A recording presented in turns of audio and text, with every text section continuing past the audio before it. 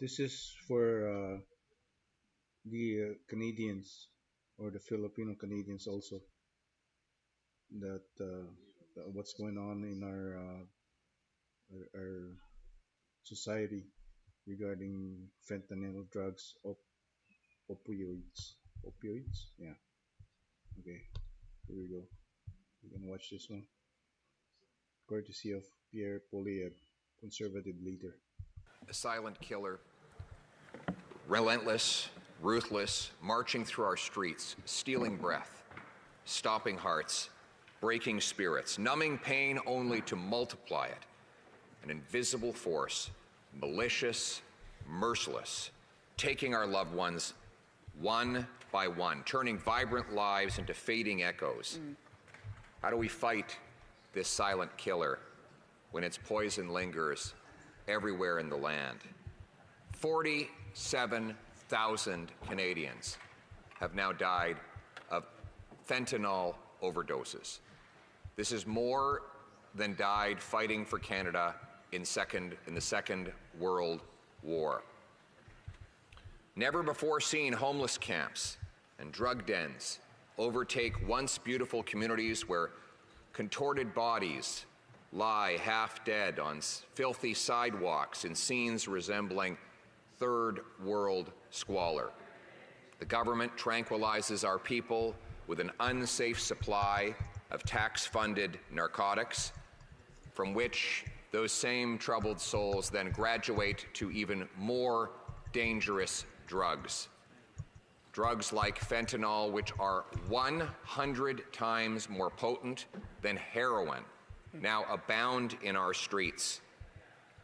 We have seen a 200% annual increase in overdose deaths in the last 8 years, with the worst death counts massing in British Columbia, where the policies of soft sentences, non-enforcement, taxpayer-funded drug distribution have all been most enthusiastically embraced. We were told that these policies were based on science and data. Yet all the science and data has proven these policies lethal and have proven the counterfactual, that is to say, the places that have done the opposite, to be far more secure and safe. Not only is this killer ravaging our streets, but it is now spilling over our borders. In November of 2024, this year, the RCMP busted Canada's largest ever drug superlab, which had 54 kilograms of fentanyl, almost triple what the U.S. Border Patrol seized crossing the border in 2024. This lab contained enough fent and precursor chemicals to produce more than 95.5 million potentially lethal doses of fentanyl. It also seized 89 firearms, which included 45 handguns, 21 AR-style rifles, and submachine guns, many of which were loaded and ready for use. All of these guns easier for criminals and drug kingpins to get than ever before, not in spite of, but because of the policies of this NDP Liberal government. Small explosive devices, large amounts of ammunition, firearm silencers, high-capacity magazines, body armor, and $500,000 in cold, hard cash were all part of the drug bust. The RCMP said, quote, the lab was believed to be behind the production and distribution of, quote, unprecedented quantities of fentanyl and methamphetamines. In October 2024, the RCMP seized 33 tons, that's to say 66,138 pounds, of chemical precursors used to make the same deadly drugs. The RCMP says Canada is now a producer and exporter of fentanyl and other synthetic opioids. In other words, we, despite our massive consumption of these deadly drugs, we actually produce even more than we consume and sell the surplus abroad. CSIS identifies that more than 350 organized crime groups are actively involved in domestic illegal fentanyl marketing. CISA says the precursor chemicals are largely sourced from China. 80% of chemicals used in fentanyl production are actually legal and unregulated in Canada. They can be procured here and imported from China. And even if they weren't legal, the head of the border guards recently said that 99% of our incoming shipping containers go completely uninspected. So it wouldn't even matter if they were banned, because this government would have no way of stopping them from coming in. 84% of organized crime groups are involved in some aspect of the illicit drug trade, primarily in distribution. Street gangs are involved in fentanyl trade, and that has street gang involvement in that trade has more than doubled in 5 years. The U.S. Customs and Border Patrol seizure of fentanyl doses from Canada has gone from 239 kilograms to 839 kilograms. More than 3 times as much fentanyl was caught in 2023 than in 2024. The Customs and Border Patrol seizures of raw fentanyl was 14 pounds in 2022 and has risen to 43 pounds. That, by the way, might not sound like a lot, but 43 pounds of fentanyl is enough to kill almost 10 million people, to illustrate the deadly nature of this poison. And what has this government done in this regard?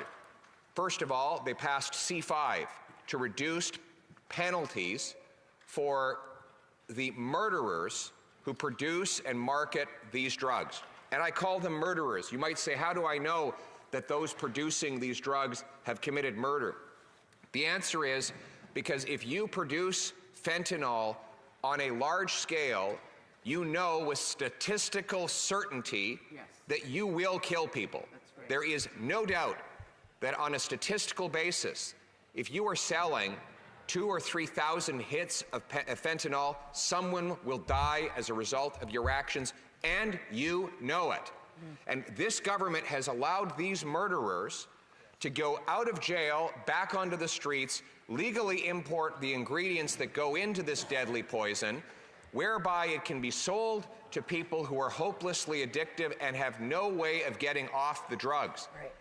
Simultaneously to that, the government has found millions of dollars to subsidize the distribution of synthetic opioids that are used supposedly to, quote, reduce harm. And as my colleague from Kildonan St. Paul will point out, as I split my time with her, there is no doubt that the people are graduating from and using the proceeds of these tax-funded opioids to fund the fentanyl trade. While we have had wild inflation in almost every product that is on market in Canada, one thing that has become vastly cheaper is synthetic opioids like the ones the government funds. And those, because they have gone down, not because they're cheaper, but because the greatest part of the price is paid through taxpayer-funded subsidies, supposedly to reduce the harm. And now we know that it has done precisely the opposite. And it not only murders our people, but now threatens our livelihoods as our American friends now demand swift action to secure the borders to protect their people against the recklessness of this government. And that is why common sense conservatives are making proposals to stop the drugs. We call for the repeal of C5, the law that allows these drug kingpins to go free, to reinstate longer drug sentences for the kingpins, ban the importation of fentanyl precursors, buy high-powered scanners and put more boots on the ground at our ports to stop fentanyl, and reinforce so we have a strong border like we did 9 years ago. And it shouldn't have taken Donald Trump to make this point. That's right. Our government should have been thinking about our people. Yes. It's not because of another president that we should take these actions. It's because we believe that not one more mother should bury her face in her hands out of the heartbreak of losing a child. So we must take the swift actions to secure our borders, to lock up the drug murderers, to clear our streets of these toxins and poisons, invest in treatment and recovery, to bring our loved ones home drug-free and heal our nation. Thank you.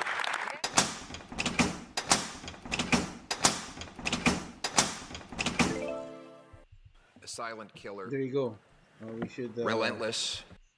We should give this guy a chance to be a prime minister for my Canadian counterpart. Seems to be a like very common sense type of guy. All right.